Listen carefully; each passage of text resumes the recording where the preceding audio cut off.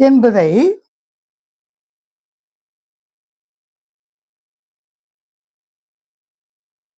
Canto 2 of Book 7 பகவான் வர்ணிக்கிறார்.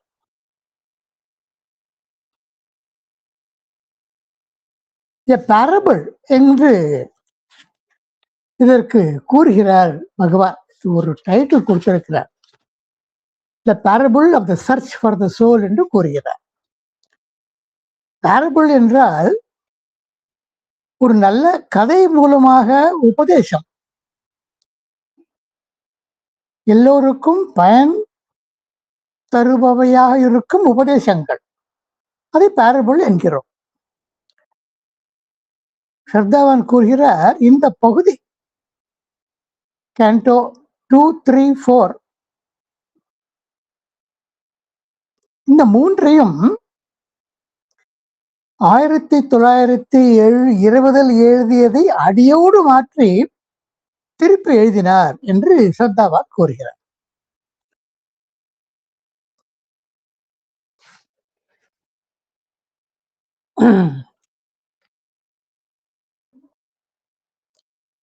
அந்த வாழ்க்கையை எப்படி வாழ்ந்தார்?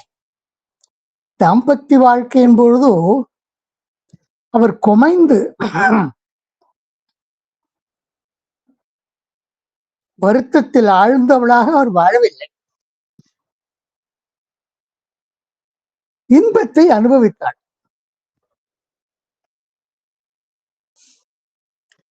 இந்த 468 பக்கத்தில் பார்த்தோமானால்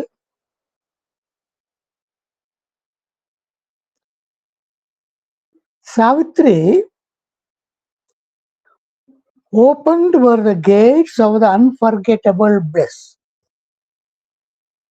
Two lives were locked within an earthly heaven, and fate and grief fled from that fiery hour. அந்த அன்பு என்னும் தணல், அந்த ஜுவாலையில் வருத்தப்படுவதற்கு நேரமே இல்லாமல் இருந்து ஆனந்தமாக வாழ்ந்தார். ஆனால் அதே சமயம் திடீரென்று சில சமயங்களில் அவளுக்கு அந்த ஒரு நாரதர் கூறிய ஒரு வார்த்தை ஞாபகம் வரும். எவருக்கும் கூற முடியாத வார்த்தை நமக்கு எதிர்பாராத சமயத்தில் நமக்கு ஞாபகத்தை வந்து தொந்தரவை அளிக்கும். அதனால் சில சமயங்களில் they walked though close but as if in different worlds என்கிறார் பிரபு. 468 பக்கம் 132 வரி. ஐம் சாரி, 469 பக்கம் 173 வரி. ஆனால் அதே சமயம் அந்த கலக்கம், வருத்தம், பயம் எல்லாம் காரணமாக அவளுடைய தெய்வீகத்தன்மையில் எந்த ஒரு கரையும் படியாமல் இருந்தது. In all her acts, a divinity, a strange divinity shone என்கிறார். 470 பக்கம் 207.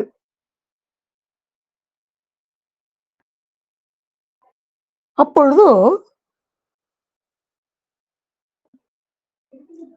சில சமயம் இந்த primary only in the privacy of its brooding pain, her human heart spoke to her body's fate. இதயம் அதனுடைய உணர்ச்சிகள் குருபலம், இந்த வாழ்க்கை சரீரமய வாழ்க்கை, சத்தியவானோடு இணைந்த வாழ்க்கை, அதற்கு ஒரு திடீரென்று 365 நாட்களுக்கு பிறகு ஒரு முற்றுப்புள்ளி ஏற்பட போகிறது. அதுக்கு விதிக்கப்பட்டது, அது சரீரத்திற்கு விதிக்கப்பட்டது.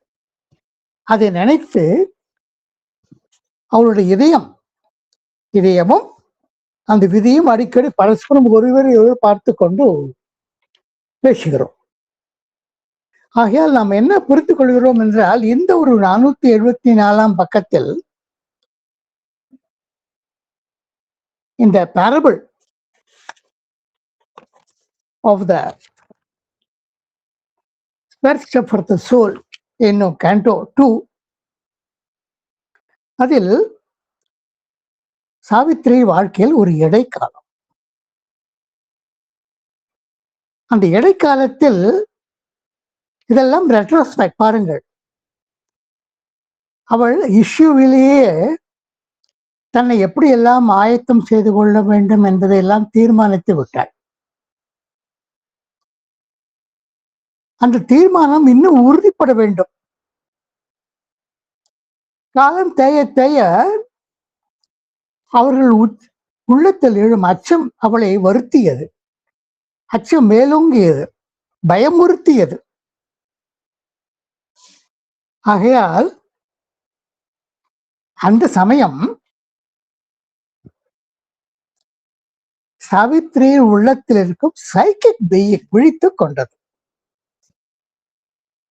அது ஏற்கனவே விழித்துக் கொண்டு அந்த இஷ்யூ சமயத்து கேண்டோ புக் 1 கேண்டோ 2லேயே விழித்து கொண்டு விட்டது. அவளுக்கு பல வகையில் ஆதரவாக பாதுகாப்பாக நடந்து கொண்டிருக்கிறது. பாதுகாப்புடன் கண்காணித்தது. இதுதான் உண்மை. இந்த நிலையில் இருக்கும் சாவித்திரி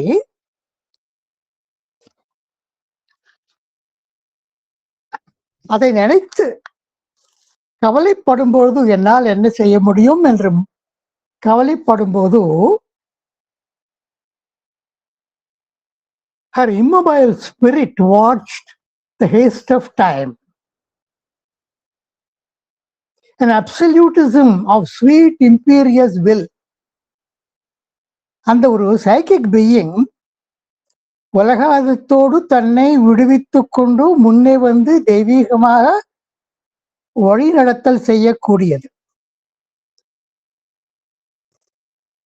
நிரந்தரமான ஆன்மாவின் ஒரு பொறி. பகவான் அரவிந்தனுடைய யோகத்தில் ஆன்மா வந்து சரீரத்துக்குள் ஜீவாத்மாவாக இறங்குவது இல்லை. ஒவ்வொரு ஜென்மத்திலும் செய்த நிலைக்கு வெளியில் இருந்து கொண்டு தன்னுடைய பிரதிநிதியாக சைக்கிக் பீயிங்கை உள்ளே அனுப்புகிறது. அதன் மூலம் அந்த ஜீவனுக்கு அந்த ஜென்மத்தில் என்ன செய்ய வேண்டுமோ அதை வழி நடத்துகிறது. ஆகையால் அவளுடைய ஆன்ம நிலை இன்டாமிட்டபிள் அண்ட் இம்யூட்டபிள், இன்டாமிட்டபிள் அண்ட் இம்யூட்டபிள் என்று பார்த்தோம். நமது சாவித்திரியில் 3 வரிகள் கொண்ட 3 வாக்கியங்கள் கொண்ட மகா வாக்கியம் என்னும் சில 8 வரிகளை பார்த்தோம். அதில் இது கடைசியான வரி. அது indomitable. It cannot be conquered. It cannot be overcome by anything. It is also immutable, unchanging. Nothing can change it. தெய்வத்துக்குள்ள குவாலிட்டிஸ் எல்லாம், பரபிரம்மத்துக்கு குவாலிட்டிஸ் எல்லாம் இதனிடம் காணப்படும். அப்படிப்பட்ட ஒரு நிலைமை. அந்த நிலைமையில் தான் அவள் open were the gates of unforgettable bliss. 2 lives are locked within an earthly heaven என்றெல்லாம் சாவித்திரியின் நிலைமை வர்ணிக்கப்பட்டது. அதற்கு பிறகு அப்படி வாழ்ந்தாலும் திடீரென்று அவளை ஒரு தனிமை சூழ்ந்து கொள்ளும்.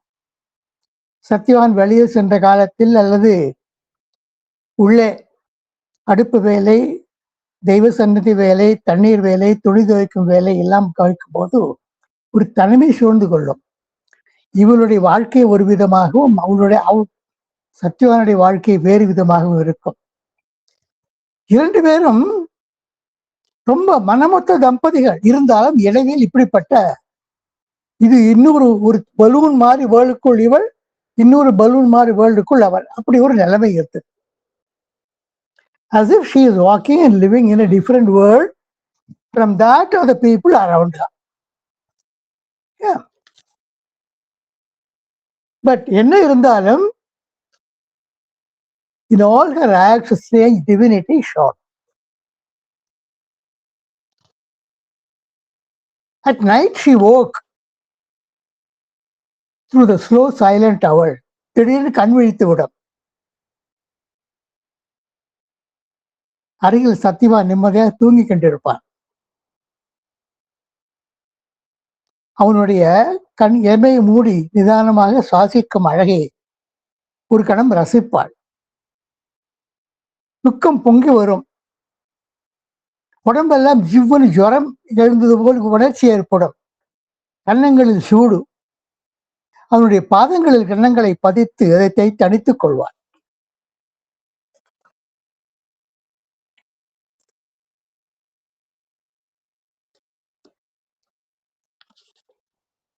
வாழ்க்கை எப்படி இருந்தது என்றால், அவன்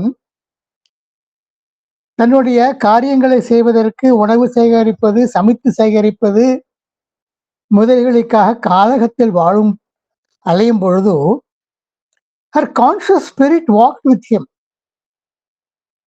and knew his actions as if in herself. அந்த கானகம் வேறொன்றுமல்ல, அவளுடைய இதயத்தில் நடப்பது போல் அவள் உணர்ந்தாள்.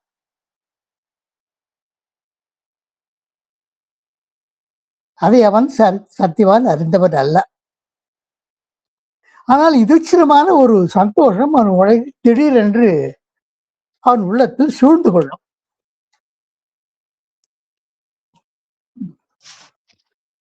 இந்த சமயத்தில்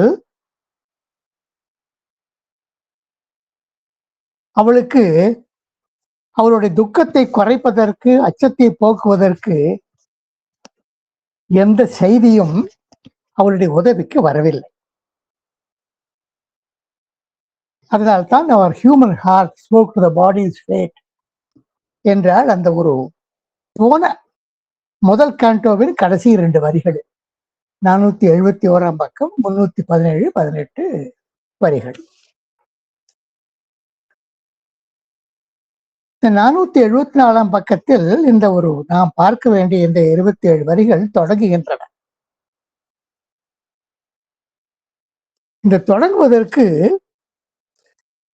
அவளுடைய சைக்கிக் பீயிங் அவளே அறியாமலேயே அவளுக்கு அந்த சிம்பிள் டானிலேயே விளக்கியபடி அவளை திரி அணையாமல் எண்ணெய் இருக்கும் அந்த விளக்கில் திரி அணையாமல் இருப்பதற்கு அந்த சுடல் தட்டி விடுவது போல் அவளை தூண்டிவிட்டு கொண்டே இருந்தது. ஒரு 11 வரிகளை நாம் கவனிப்போம். எப்படி சைக்கிக் பீயிங் விழித்துக் கொண்டது என்பதை விளக்கிக் கொண்டு எப்படி காப்பாற்றிற்று என்பதை விளக்கும் வரிகளாக முன் வருகின்றன. 11ஆம் பக்கம் 13வது வரி. Her witness spirit stood reviewing time. அப்பொழுதே யசோதேவன் சத்தியவான் மஸ்ட் டைக்கு அப்புறம், அதுக்கு முன்காலம், அந்த காலத்தில் டைம் டி கேபிட்டல் போட்டிருக்கிறார். ஆகால் தெய்வத்துக்கு உட்பட்டதாக காஸ்மிக் பவர்ஸ் என்ன நடக்க வேண்டும் என்று விதித்திருந்தார்களோ அதை ஒரு சாட்சி போல் அவளுடைய சைக்கிக் பீயிங் பார்த்தேன். எப்படியா இப்படி நடக்கப் போகிறதா என்றெல்லாம் கவனித்துக் கொண்டிருந்தது. உடனே திட்டம் தீட்டாமல் என்ன செய்யலாம் என்று நிதானமாக ஆலோசிக்கலாயிற்று. 13வது பக்கம். No helper had she save the strength within her. Strength within. அவளுக்கு உதவி செய்வதற்கு எவரும் இல்லை. இந்த ரகசியம் எவருக்கும் தெரியாது. நாரதர் வந்துவிட்டு நான் சொன்னேன்னு ஞாபகம் இருக்கிறதா, தவம் பண்ணி கொண்டிருக்கிறாயா, ப்ரே பண்ணிக்கிறாயா எல்லாம் கேட்கவில்லை. அவர் சென்று விட்டார் தன் வேறு வேலையை கவனிப்பதற்கு. She had no help. She was alone. 15ஆம் பக்கத்தில் ஒரு தெளிவுக்கு வந்தாள். அது என்ன? அவளுக்கு எது மகிழ்ச்சியை கொடுக்கிறது, எது ஒரு நிமிர்ந்து உறுதியாக நிலத்தில் அடி எடுத்து வைக்க உதவி செய்கிறது? அவள் உதயத்து பெருகும் பெரிய அன்பு.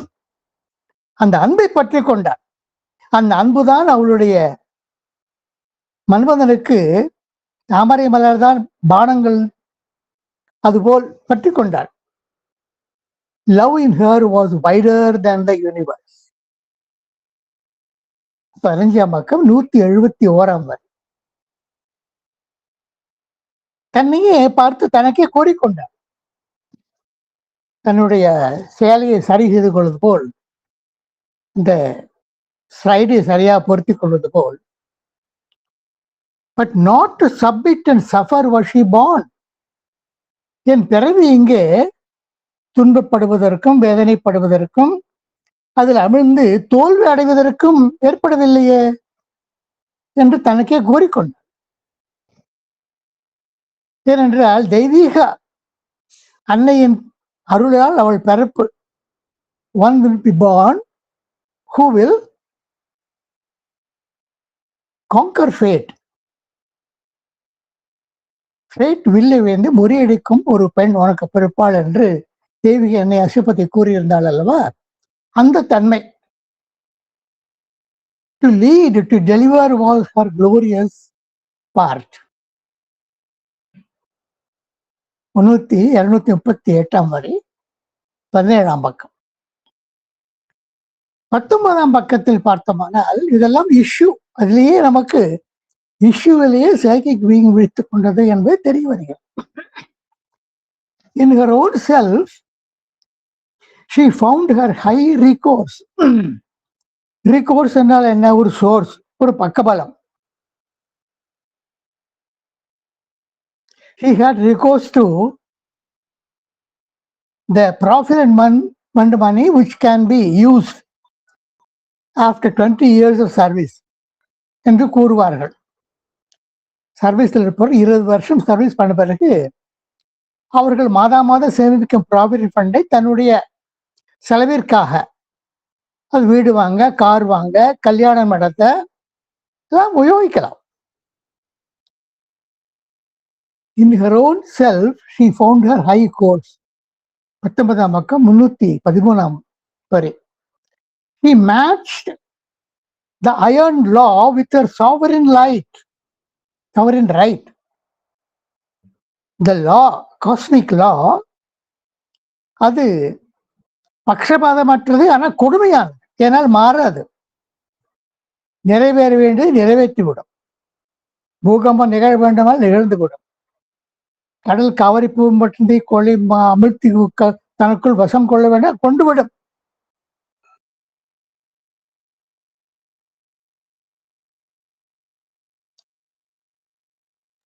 He matched with iron law her sovereign right. தெய்வீக ஒரு சக்தி. Her single will opposed the cosmic rule. தன்னுடைய ஒரு மனிதனுடைய பலம். One man's perfection can still save the world. இல்லையா? Opposed the cosmic rule. 20ஆம் பக்கத்தில் she faced the engines of the universe. ஒரு குறுகுறுப்பு, ஒரு வழி உண்டு. A prayer, a master act, a king idea will link your strength to a transcendent force. A prayer, a master act, a king idea. இந்த மூன்றைத்தான் அவள் அந்த நாள் திரும்பி வந்த பிறகு, இந்த golden dawn came. The day when Satyavan must die. உலகத்தில் என்ன வினோதம் என்றால், நமக்கு ஒரு பெரிய ஒரு பாரம், பாறை, வனத்தில் பாறை, அதை தாங்கிக் கொண்டு வாழ்கிறோம். ஆனால் சுற்றி இருக்கும் உலகம் ஆனந்தமா இருக்கிறது, சிரிக்கிறது, விளையாடுகிறது, கொண்டாடுகிறது, நந்தவனத்துக்கு போகிறது, உல்லாசமா இருக்கிறது, ஹாலிடே போகிறது. எல்லாம் நமது வருத்தத்திற்கும் அந்த வாழ்க்கை நிலைக்கும் சம்பந்தமே இல்லாமல் சுற்றுப்புற காட்சிகள் நடைபெறுகின்றன. அதை பார்ப்பதற்கு தவிப்புக்குள்ளாவன் மனநிலை எப்படி இருக்கும்? அதற்கு பதிலாக அதான் prayer, a master act, a king idea. The quiet word mother in her arose. உலகத்தை ஆட்கொள்ளும் அந்த ஒரு தெய்வீக அன்னையின் சக்தி அவள் உள்ளத்திலிருந்து எழுந்தது, நிமிர்ந்து நின்றது.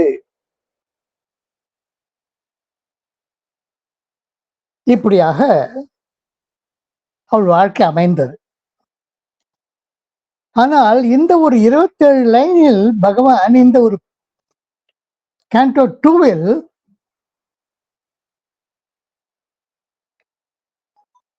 சாவித்திரிக்கு நித்திரை வரவில்லை. ஆனால் உஷாராக நித்திரை செய்யாமல் கண்ணை விழித்துக் கொண்டு எச்சரிக்கையுடன் காவித்துக் கொண்டிருக்கிறாள். எதற்காக அவளுக்கே தெரியாது. For some reason we are awake and you are not able to sleep in the night. ஏதோ பெரிய ஒரு ஆர்டியல் நமக்கு வரப்போகிறது, அதற்கு நம்ம உறுதிப்படுத்திக்க வேண்டும் என்பதாக ஒரு சூச்சகமாக ஒரு சூச்சகம். இந்த vigilance of the night, sleepless night, ஏதோ அடிச்சோடுகள் கால் அருகில் நெருங்கி வருவதோல் கேட்கும்.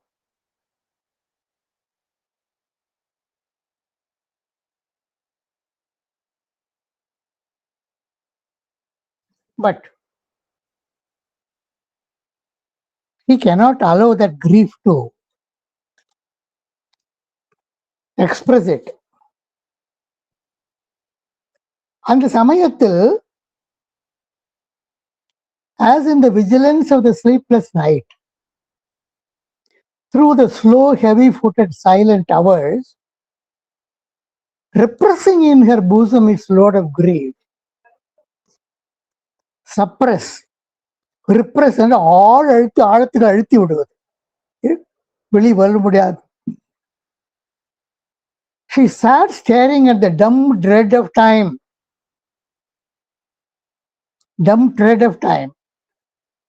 and the approach of never ever nearing fate. கிட்ட வந்து கொண்டிருக்கிறது. கொஞ்சம் கிட்ட இருந்தால் தொட்டுவிடும். A summons came from her summit came. A summon from her being summit. அவளுடைய பிறவியின் ஆத்மாக்கு என்ன காரணமோ அந்த ஒரு தெய்வீக உயரத்திலிருந்து ஒரு அழைப்பு அவளை எட்டியது. A sound, ஒரு சப்தம், ஒரு கால், ஒரு அழைப்பு, that broke the seals of night. அந்த இரவினுடைய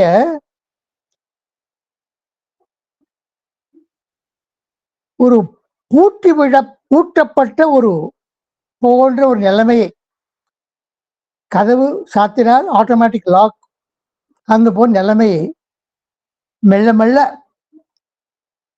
அதை உடைப்பதற்கு தயாராயிற்று.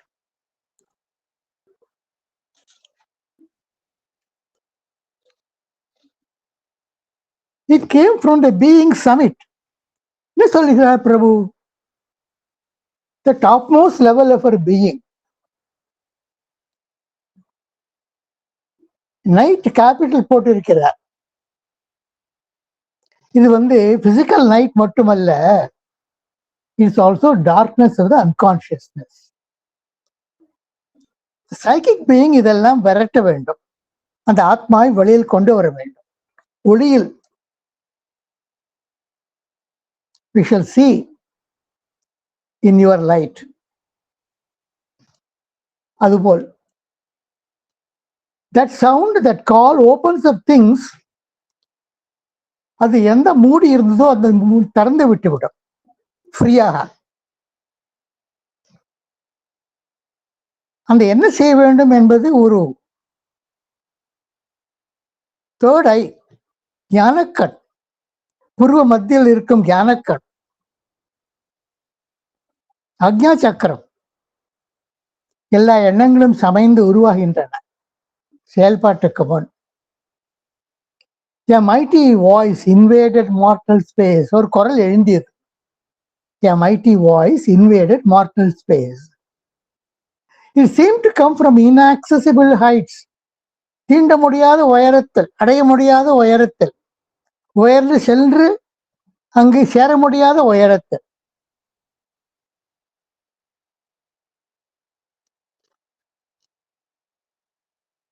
அன்னை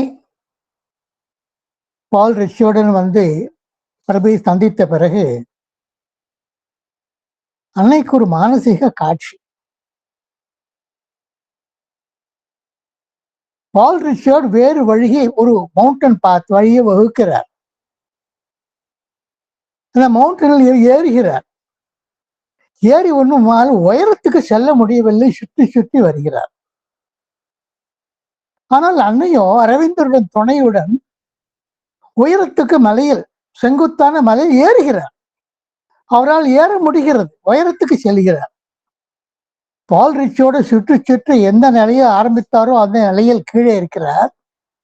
அன்னை அரவிந்தர் சேர்ந்து உயர்கிறார். அதை அவர் காட்சியாக வரும். அதுபோல் saw the eternal, knew her, a voice invaded mortal space and seemed to come from inaccessible heights, yet was intimate with all the world. உலகத்துக்கு நன்மை செய்ய வந்த ஒரு சக்தி அது. And knew the meaning of the steps of time. காலம் என்ன செய்யும், எப்போது செய்யும், எப்படி செய்யும், இதெல்லாம் அறிந்த ஒரு அறிவு, சூப்பர் நாலேஜ்.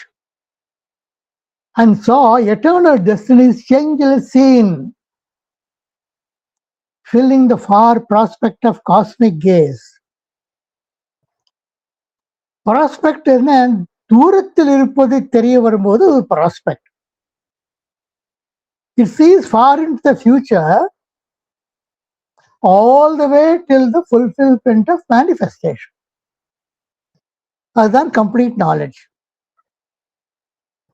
அந்த குரலுக்கு கம்ப்ளீட் நாலேஜ் உடைத்தாயிருப்பதாக அந்த குரல் இருந்தது என்று பிரபு வர்ணிக்கிறார். A mighty voice invaded mortal space,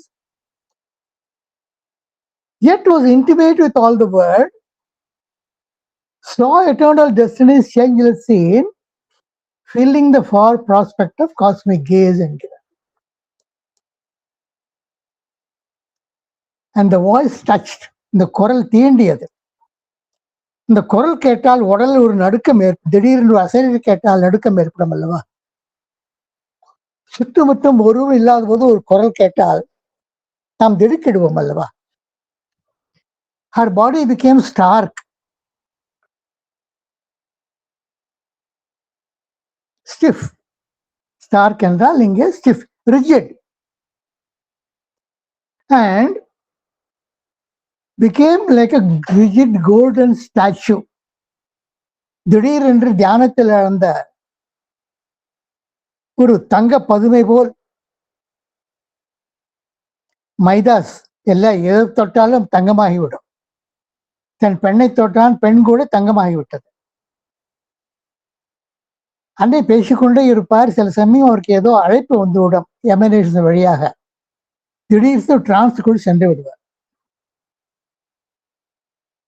ரொம்ப நேரமாக வெளியில் வருவதற்கு மெடிடேஷன் தடைப்பட்டு போகும். A stone of God lit by an amethyst soul என்கிறார் பிரபு. A stone of God, அது ரத்னக்கல், தெய்வீக கல். அமெதிஸ்ட், அமெதிஸ்ட் என்றால் தமிழ் அகராதியில் செவ்வந்தி கல் என்று கூறப்பட்டிருக்கிறது. அதாவது அது ஒரு மதர் கூறுவார், it is a stone, very firm, protective in nature, a kind of a violet and purple, violet and blue, intense violet and blue. It has a power of protection. அந்த ஒரு ஒளி உள்ளத்தில் எழுந்து அன்னை ஜப்பான் சென்ற பொழுது புத்தர் சாக்கியமுனி என்ற பெயருடன் அன்னையுடன் உரையாடுகிறார். 10th December 1916 prayer. Long prayer, அது டிஃபிகல்ட் பிரேயர். உன் உள்ளத்தில் ஒரு வைரத்தை காண்கிறேன். அந்த வைரம் என்னை பிறருக்கு அழி என்று கூறுகிறது உன்னிடம். நீ ஏன் அதை மறைத்து வைத்திருக்கிறாய் என்று கேட்பார் சாக்கியமுனி. அந்த இடம்.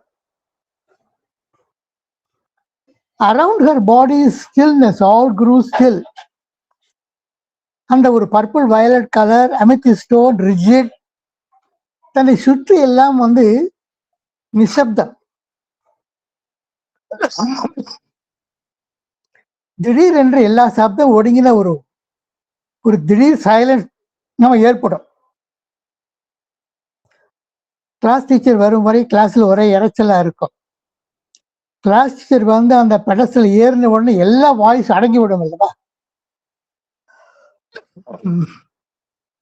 அதுபோல் her mind renouncing thought heard and was mute. மனம் என்ன செய்தது? சிந்தனையை ஒதுக்கிவிட்டு தன்னை வெறுமையாக்கி கொண்டு நிசப்தமாக்கி கொண்டு காது கொடுத்து கேட்டது, மௌனத்தில் ஆழ்ந்தது. became mute. She was completely silent. She wanted to listen to what the voice had to say and understand it. அந்த வாய்ஸ் என்ன செய்தது? சாவித்திரியை பார்த்து 7 வரிகள் கூறியது. 7 கேள்விகள். எதற்காக நீ இவ்வாறு சமைந்து போய் உட்கார்ந்திருக்கிறாய்? இப்படி சமைந்து போய் உட்கார்ந்து உலகத்துக்கு செய்ய வேண்டிய பணிகளை செய்யாமல்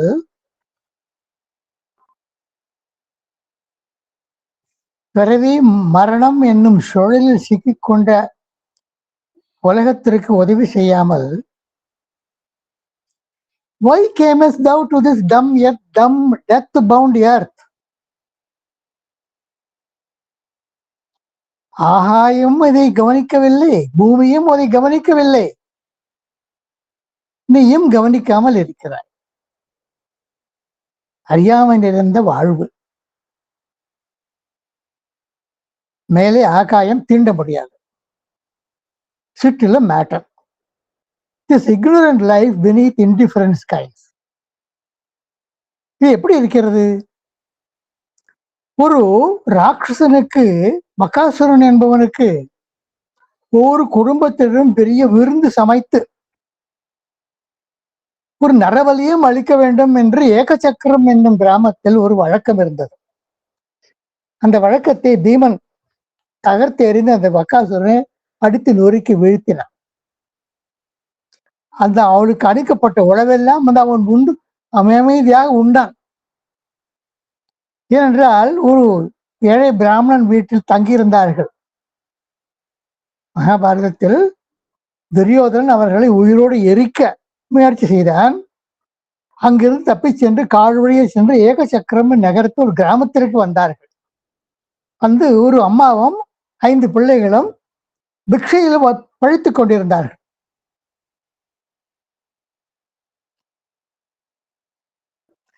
அந்த ஒரு பசிக்கு அடங்கவே அடங்காது பீமனுக்கு. வண்டி நிறைய சாப்பாடு இருந்தே சாப்பிட்டு கொண்டிருந்தான். பீமன் பார்த்து அந்த பகாசுரனுக்கு ஒரே கோபம். அவன் முதுகில் ஓங்கி ஒரு அறை அறிந்தான்.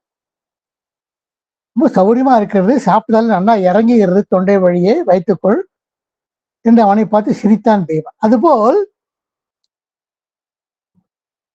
tied like a sacrifice on the altar of time. ஒரு புலியை பிடிப்பதற்கு ஒரு ஆடை நடுக்காட்டில் ஒரு ஆப்பு அடித்து கட்டி வைப்பது வழக்கம். அது மேனு கத்திக்கொண்டிருக்கும் பயத்தில்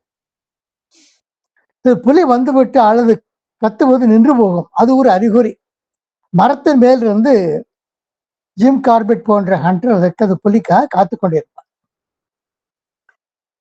ஓ, புலி சப்தம் செய்யாமல் வந்துவிட்டது, இந்த ஆடு கத்துவது நிறுத்தி விட்டது, பயத்தில் விரித்து போயிருக்கிறது, ஆகையால் புலி வந்து விட்டது. அடுத்த நிமிஷம் பாய்ந்து கழுத்தை ஒடிப்பது சத்தம் கேட்கும். பிறகு கடித்து தின்ன ஆரம்பிக்கும் சத்தமும் கேட்கும். அந்த புலியை குண்டு வைத்து ஜிம் கார்பெட் வீழ்த்துவார். அதுபோல் tied like a sacrifice on the altar of time. Savitri பார்த்து அந்த வாய்ஸ் கூறுகிறது, ஓ ஸ்பிரிட், நீ சாதாரண, you are a psychic being, தெய்வீக ஆத்மா, தெய்வீக பிறவி, ஒரு மரணமில்லா பெரிய ஆற்றல், நீ immortal energy. If it was a nurse grief and helpless heart, நீ பிறந்தது ஒரு உதவி இல்லாமல் தவித்துக் கொண்டும் இதயங்களுக்கு ஆறுதல் கூறுவதற்கு பதிலாக நீயும் துக்கத்தில் மூழ்கி இருப்பதற்காக நீ பிறந்தாய். இங்கே வரியை பார்த்தால் இஃப் இட் வாஸ், டீக்கு முன்னால் அபாஸ்ட்ரஃபி இருக்கும், அந்த ஐ தொக்கி நிற்கிறது. If it was to nurse grief in helpless heart or with heart tearless I await thy doom. சரி, என்னால் ஆட்டும், என்னால் ஒன்றும் மாற்ற முடியாது என்று விரக்தியுடன் இயலாமையினுடன் இருப்பதற்காக நீ பிறந்தாய் என்று அவளை உசுப்புகிறது. பார்த்துவிட்டு கடைசியாக இந்த வார்த்தையை கூறுகிறது, அரைஸ், எழுந்திரு, ஓ தெய்வீக ஆத்மாவே எழுந்திரு, உனக்கு வேறு வேலை. நீயே கூறினாய் அல்லவா ஒரு சமயம், நான்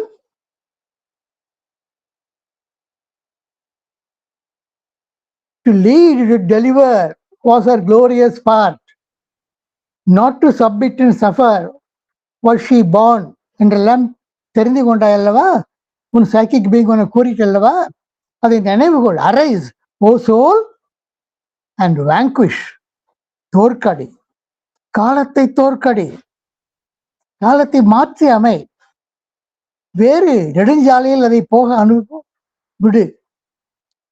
மரணம் என்னும் சுவர் கதவு இருக்கிறது, அது செயற்கையாக ஏற்பட்ட கதவு. ஆக்சுவலி அது வேறொரு பிறவிக்கு ஒரு பாதை. வேறு பிறவி இல்லாமல் மரணமில்லா பெருவாழ் வாழ முடியும். அப்படிப்பட்ட நிலைமைக்காக arise O soul and vanquish time and death, தோற்கடி, wake up, you are stronger than time and death, you are immortal, you are a spirit, you are immortal energy, wake up and do what you have come on earth to do. நினைவுபடுத்திக்கொள், எதற்காக நீ பிறவி எடுத்தாய், எதற்காக அசுபத்தின் மகளாக பிறந்தாய், எதற்காக நாரதர் வேண்டாம் என்று கூறியும் சத்தியவானை மணந்தாய், இதெல்லாம் ஞாபகப்படுத்திக்கொள். ஆக்ட் என்று உசுப்புகிறோம். இப்படியாக இந்த ஒரு ஸ்டர்ரிங் பேசேஜ். சாவித்ரி தன்னை விழித்து எழுந்து ஒரு துர்க்கை போல் ஆவேசமாக நடந்து கொள்வதற்கு முன்னிலையை கூறும் பகுதி இந்த கேண்டோவின் புக் 7, கேண்டோ 2 பகுதி, அந்த 27 வரிகள். இனி உங்களுக்கான நேரம். அம்மா சொல்லுங்கம்மா. நளினி. நமஸ்காரம் மாமா. இந்த இன்னைக்கு எடுத்துன பேசேஜ் அருமையான பேசேஜ். அது விளக்கறதுக்கு எங்கெங்க சாவித்திரி எல்லாம் கனெக்ஷன் இருக்கோ அதை எல்லாத்தையும் கனெக்ட் பண்ணி நல்லா புரிய வச்சுட்டேங்க. ரொம்ப அருமை. இதுலேருந்து தெரியறது எவ்வளோ சாவித்திரி ஆழ்ந்து படித்து உணர்ந்திருக்கேங்கன்னு. அதுக்கப்புறம் இன்னொரு விஷயம் என்னன்னா, வசந்தா அம்மா இந்த அவங்க ப்ரொஃபஸர் அதோட சாவித்திரி என்னென்ன படிச்சிருக்காங்கன்னு புரிஞ்சது. எப்படின்னா, கொஸ்டின் பேப்பர்ல கம்பல்சரி ஒரு எஸ்ஏ கேரக்டர் ஆன் சாவித்ரி அப்படின்னு கேட்டா எவ்வளோ பெஸ்டா கொடுக்க முடியுமோ அது மாதிரி பர்த்லேருந்து ஆரம்பிச்சு சாவித்திரியை பத்தி அனலைஸ் பண்ணி நமக்கு புரியும்படியா அப்படியே ஜூஸ் மாதிரி கொடுத்துட்டாங்க. ஸோ இன்னைக்கு எல்லாம் ரொம்ப ஒவ்வொரு கிளாஸும் அருமை, இந்த கிளாஸும் அப்படி ரொம்ப அருமையா இருந்தது. ரொம்ப நன்றி மாமா. வசந்தாம்மாக்கும் நன்றி, எல்லாருக்கும் நன்றி. அதுக்கு மேல அன்னை அரவிந்தருக்கு நன்றி முதல்ல. தேங்க்யூமா, தேங்க்யூ வெரி மச்.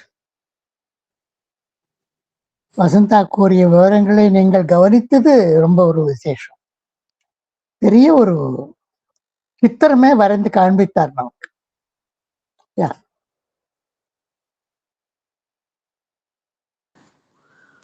சார் மிக்க நன்றி. என்ன டீப்பா நீங்க போய் நிறைய ப்ராக்டிக்கல் பாயிண்ட்ஸ் உள்பட ஒரு வைடு டொமைன்ல நாங்க சுத்திட்டு வந்தோம். ரொம்ப ஜாலியா இருந்தது. அப்படியே அழகா இங்க பாரு இங்க பாரு இங்க பாருன்னு ரொம்ப மாத்திரை மந்திர் கார்டன் போன மாதிரி. அது என்ன ஒரு தாக்கத்தை ஏற்படுத்தினதுன்னா, இதுக்கு அடுத்தது இன்னும் கொஞ்சம் இதே கண்டினியூ பண்ணனா நல்லா இருக்குமா முடியுமா அப்படின்னு ஆசை வந்தது. ரொம்ப நீங்க அருமையான பாயிண்ட்ஸ் கொடுத்தீங்க சார். அந்த சாவித்திரி எப்படி அங்க கொஞ்சம் ஃபிளாட்டா இருக்கா, என்னால முடியலையே எனர்ஜி இல்லையேன்னு அந்த ஆரம்பம்